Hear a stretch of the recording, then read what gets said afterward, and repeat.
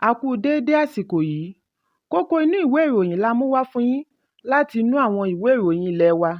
Orúkọ tèmi ni Ọmọgbémisọ́lá Ọmọalọ́gọ̀madẹ̀. Ilé-ẹjọ́ Tribunal tó ń gbọ́ awuyewuye lórí èsì ìdìbò gómìnà ìpínlẹ̀ Kaduna ti kéde wípé ètò ìdìbò gómìnà kò tíì ní ìparí inconclusive. Ìpẹ̀jọ́ yìí ni olùdíje du ipò gómìnà lábẹ́ òṣèlú People's Democratic Party (PDP) Isa Mohammed Ashiru pè tako akẹgbẹ́ rẹ̀ Uba Sani láti ẹgbẹ́ òṣèlú All Progressives Congress (APC) nínú ìdìbò ọjọ́ 18 oṣù kẹta ọdún 2023. Níbi ìgbìmọ̀ ẹlẹ́ni mẹ́ta tí adájọ́ Victor Oviare darí ni wọ́n ti ṣe ìdájọ́ rẹ̀ ní 2-1 bí adájọ́ ṣe pàṣẹ wípé kí àjọ elétò ìdìbò ṣe àtúndì ìdìbò láàrin 90 ọjọ́ 90 days. Ìròyìn jábọ̀ wípé ẹgbẹ́ òṣèlú PDP gba ilé-ẹjọ́ lọ láti lọ tako ìdìbò Uba Sani gẹ́gẹ́ bí gómìnà ìpínlẹ̀. Wọ́n ṣe àwáwí wípé oríṣiríṣi màgòmágó ni ó wáyé nígbà ìdìbò, bí ó jẹ́ bẹ́ẹ̀ Isa Mohammed Ashiru ni ìbá wọlé.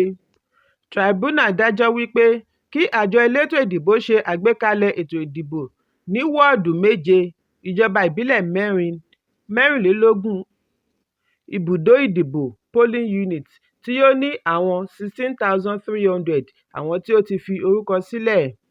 Nígbà ìgbẹ́jọ́, Ashiru àti ẹgbẹ́ òṣèlú rẹ̀ ṣe àgbékalẹ̀ ẹlẹ́rìí 24 pẹ̀lú ìwé-ẹ̀rí láti fi gbé ẹjọ́ wọn lẹ́sẹ̀. Ẹ̀kúnrẹ́rẹ́ ìròyìn yìí wà nínú ìwé ìròyìn Punch. Adarí àgbà fún Iléeṣẹ́ Olókoòwò Lágbàáyé World Trade Organization (WTO), Dókítà Ngozi Okonjo-Iweala ti rọ àwọn tí ọ̀rọ̀ kàn ní ẹkùn gúúsù ìlà oòrùn láti fi ọwọ́ sowọ́pọ̀ gbógun ti ìṣòro tó ń kojú wọn ní agbègbè. Okonjo-Iweala sọ eléyìí nínú ọ̀rọ̀ ìyànjú rẹ̀ lórí ààbò àti ọrọ̀ ajé tí ìpàdé rẹ̀ bẹ̀rẹ̀ lánàá Ọjọ́bọ̀ ní ìlú Owerri. Iléeṣẹ́ ìròyìn News Agency of Nigeria NAN jábọ̀ wípé àkọlé ìpàdé ọlọ́jọ́ méjì yìí ni wọ́n pè ní ẹkùn gúúsù ìlà oòrùn lẹ́yìn ọdún 2023, àsìkò tó fún àtúnṣe. Southeast Beyond 2023, Time for a Reset. Okonjo ní kò sí ìṣọ̀kan mọ́, èyí sì ti mú wọn gbàgbé bí wọ́n ṣe lè ran ara wọn lọ́wọ́.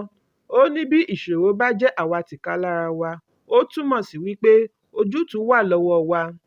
Ọ̀gá àgbà fún WTO sọ ìdí tí wọ́n ṣe gbọ́dọ̀ ṣiṣẹ́ lórí owó tó ń wọlé kí wọ́n ṣe àdínkù owó yíyá bí ó ti ké sí gómìnà ìpínlẹ̀, àwọn aṣòfin ìpínlẹ̀ àti àwọn alága ìjọba ìbílẹ̀ wípé kí wọ́n yẹ ara wọn wò dáadáa láti mọ̀ bóyá wọ́n ń lo owó àyàsọ́tọ̀ láti ọ̀dọ̀ ìjọba àpapọ̀ dáadáa. Ó ní kí wọ́n ṣe àgbékalẹ̀ ọ̀nà tí owó yìí ó máa bá wọlé. Bákan náà kí wọ́n lo àǹfààní iná mọ̀nàmọ́ná tí ó ti di ti aládàáni, kí wọ́n ṣe àmúlò agbára oòrùn àti afẹ́fẹ́ gáàsì gẹ́gẹ́ bí ọ̀nà láti pèsè iná.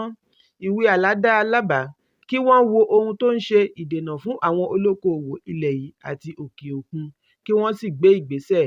Ẹ̀kúnrẹ́rẹ́ ìròyìn yìí wà nínú ìwé ìròyìn Vanguard tó jáde lónìí. Igbákejì ààrẹ ìjẹta Atiku Abubakar ti fèsì sí ààrẹ Bọ́lá Tinubu wípé kò lè sápamọ́ sábẹ́ àwáwí ẹ̀tọ́ òfin Privacy Law ṣe ìdádúró yíyọ̀ǹda èsì ìdánwò rẹ̀ ní Ifásitì Chicago State University (CSU). Bí ó ti sọ wípé àwáwí kíkọ̀jálẹ̀ Tinubu láti pèsè gbogbo ìwé-ẹ̀rí rẹ̀ ní iléèwé CSU kò lẹ́sẹ̀ ńlẹ̀. Adájọ́ Magistrate Jeffrey Gilbert pàṣẹ fún CSU kí ó ṣe àgbékalẹ̀ gbogbo ìwé-ẹ̀rí ìgbaniwọlé, ìwé èsì ìdánwò, ìwé-ẹ̀rí oyè àti bẹ́ẹ̀ bẹ́ẹ̀ lọ. Èyí ló mú Tinubu gba ilé-ẹjọ́ gíga lọ wípé kí adájọ́ Nancy Maldonado ṣe ìdádúró àṣẹ yìí títí di ọjọ́ Ajé ọ̀sẹ̀ yìí. Ṣùgbọ́n ní ọjọ́ Ajé ni Tinubu ṣe àwáwí wípé ìgbésẹ̀ yìí tàpá sí òfin orílẹ̀-èdè United States àti ẹ̀tọ́ ọmọnìyàn. Ó ní òfin ìlànà ẹ̀kọ́ kò fi ààyè gba irúfẹ́ ìgbésẹ̀ bẹ́ẹ̀. Ní báyìí, Atiku ní gbogbo àwáwí wọ̀nyí kò lẹ́sẹ̀ ńlẹ̀ bí agbẹjọ́rò Atiku, Angela Liu, ṣe fèsì wípé àwáwí yìí kò lè dènà ìgbésẹ̀ láti pèsè àkọọ́lẹ̀ akẹ́kọ̀ọ́. Ẹ̀kúnrẹ́rẹ́ ìròyìn yìí wà nínú ìwé ìròyìn Daily Post tó jáde lónìí. Àwọn agbébọn ti dáná sun ilé aṣojú-ṣòfin fún agbègbè ìlà oòrùn Orlu, Orsu àti Oru ní ìpínlẹ̀ Imo. olóyè Canismore Chukwugozie Nwachukwu Omoego. Ará agbègbè kan tí orúkọ rẹ̀ ń jẹ́ Peter Anaele sọ wípé àwọn agbébọn ya wọ ilé tí ó wà ní Isioma ní abúlé Àbárà ìlú Amanato Okporo ní ìjọba ìbílẹ̀ Orlu, ìpínlẹ̀ Imo ní òwúrọ̀ kùtùkùtù àná Ọjọ́bọ̀. Ó ní aṣòfin yìí kò sí nílé ní ìgbà náà. Àwọn jàǹdùkú tí wọ́n wá pẹ̀lú ìbọn, ohun ìdúgbàmù àti àwọn ohun ìjà mìíràn ni wọ́n kó gbogbo àwọn òṣìṣẹ́ ilé parapọ̀ sí ojú kan. Wọ́n jí ọ̀pọ̀lọpọ̀ ohun ìní, bẹ́ẹ̀ ni wọ́n tún ṣe àkàálẹ̀ fídíò bí wọ́n ṣe ń dáyà já àwọn òṣìṣẹ́ wọ̀nyí. Lẹ́yìn náà ni wọ́n da pẹtiróòlù oní 20 lítà sí gbogbo ara ilé pẹ̀lú ìdúgbàmù olóró bíi bọ́ǹbù àti dynamite kí wọ́n tó kọ́ná sí ilé. Anaelo ní gbogbo àwọn òṣìṣẹ́ àti agbébọn wọ̀nyí ni wọ́n ráàyè sá jáde pẹ̀lú ẹrù tí wọ́n jí kó. Ẹ̀kúnrẹ́rẹ́ ìròyìn yìí wà nínú ìwé ìròyìn The Nation tó jáde lónìí.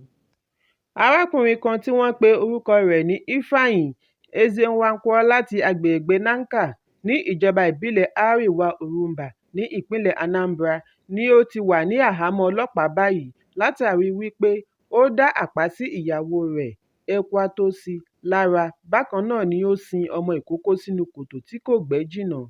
Wọ́n ní arákùnrin yìí sin ọmọ ìkókó yìí láti má bàa jẹ́ kí àwọn èèyàn mọ ìwà àbùkù tí ó hù pẹ̀lú ọmọ ọdún 16 tí ó fún lóyún tí oníyẹn sì bímọ fún un.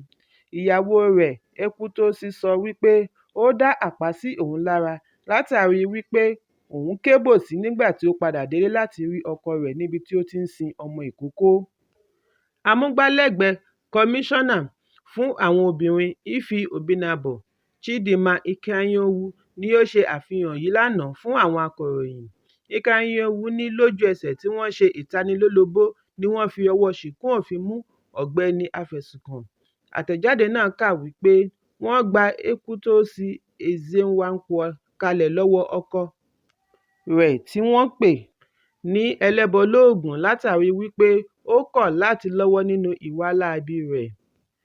Gẹ́gẹ́ bí ọ̀rọ̀ obìnrin yìí, ọkọ rẹ̀ kúndùn láti máa fún ọmọbìnrin ẹni ọdún 16 kan lóyún kí ó sì ṣẹ́ oyún náà, ṣùgbọ́n orí takò ó nígbà tí ọmọdébìnrin yìí tún lóyún tí kò sì rí oyún náà ṣẹ́. Obìnrin yìí ní wàhálà bẹ́ sílẹ̀ nígbà tí òun délé bá ọkọ rẹ̀ pẹ̀lú ọ̀dọ́mọbìnrin yìí níbi tí wọ́n ti ń sin ọmọ ìkókó. Ó ní bí òun ṣe pariwo ni ọkọ sọ̀rùn di bẹ̀m̀bẹ́ tí ó sì dá àpá sí i lára pẹ̀lú àwọn ọmọ rẹ̀. Síwájú àkókò yìí, obìnrin yìí ní òun ti máa ń kìlọ̀ fún ọkọ rẹ̀ lórí àwọn ìwà tí kò bójúmu wọ̀nyí, ṣùgbọ́n ọkọ á máa fi gbogbo ìgbà lérí wípé òun á gbẹ̀mí òun. Àìmọye ìgbà ni àwọn ará àdúgbò ti gbà á kalẹ̀ lọ́wọ́ ọkọ yìí nídìí lílù. Ó fi kún un wípé láti ìgbà tí ọkọ yìí ti fẹ́yàwó kejì ni kò ti ṣe ojúṣe rẹ̀ nínú ilé mọ́. Àtẹ̀jáde náà fìdí ẹ̀ múlẹ̀ wípé ìwádìí ṣì ń lọ lọ́wọ́. Ẹ̀kúnrẹ́rẹ́ ìròyìn yìí wà nínú ìwé ìròyìn Punch tó jáde lónìí. Azeez Fashola tí gbogbo ènìyàn mọ̀ sí Naira Marley ṣì ń tẹ̀síwájú láti máa tẹnumọ́ wípé òun kò mọ ohunkóhun nípa ikú olórin Ìléríolúwa Ọládìméjì tí gbogbo ènìyàn mọ̀ sí Mohbad. Mohbad ni ó di olóògbé ní ọjọ́ 12 oṣù kẹsàn-án ní ọ̀nà tí ó fa ìbéèrè, tí wọ́n sì sin ní ọjọ́ kejì. Ọ̀gá rẹ̀ tẹ́lẹ̀ Naira Marley àti àwọn òṣìṣẹ́ láti iléeṣẹ́ orin rẹ̀ Marlian Records ni wọ́n fi ẹ̀sùn kàn wípé wọ́n lọ́wọ́ nínú ikú olóògbé Mohbad.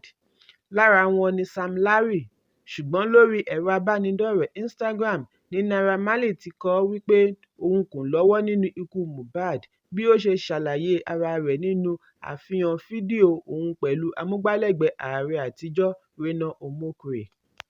Gẹ́gẹ́ bí ọ̀rọ̀ Marley, ó ní Mohbad ti ń ní ìṣòro lọ́jọ́ tó ti pẹ́, òun sì ṣe ìrànlọ́wọ́ fún un lẹ́yìn tí òun rí wípé ọpọlọ rẹ̀ kò ṣiṣẹ́ dáadáa tó. Ó ní ọ̀pọ̀ ìgbà ni òun san owó fún àyẹ̀wò ìlera fún olóògbé yìí. Ó ní láti oṣù kẹjọ ni òun ti wà ní ilẹ̀ òkèèrè, òun sì ti ṣetán àti padà sórílẹ̀-èdè bí ìjọba bá lè sọ àsọdájú lórí àlàáfíà nítorí òun ṣàkíyèsí wípé ọ̀pọ̀lọpọ̀ ló ń bínú sí òun lọ́wọ́lọ́wọ́.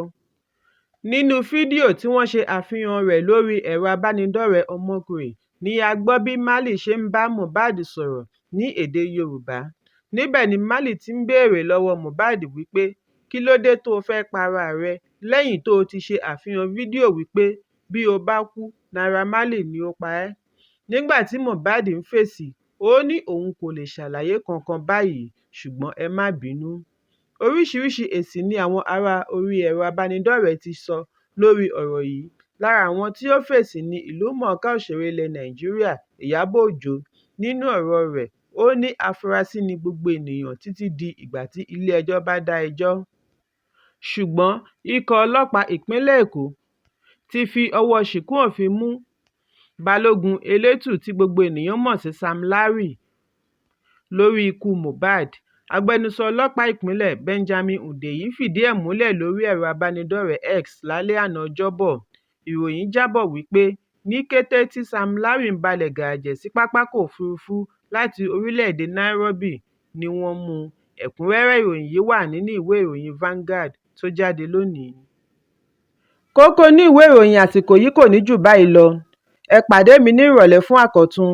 Kí a tó lọ, ẹ má ṣaláì fi àríwísí yín ránṣẹ́, ìyẹn comment, kí ẹ sì bá wa subscribe sójúnà wa lórí YouTube kí Kókó Inú Ìwé Ìròyìn lè máa tẹ̀ yín lọ́wọ́ ní kíákíá.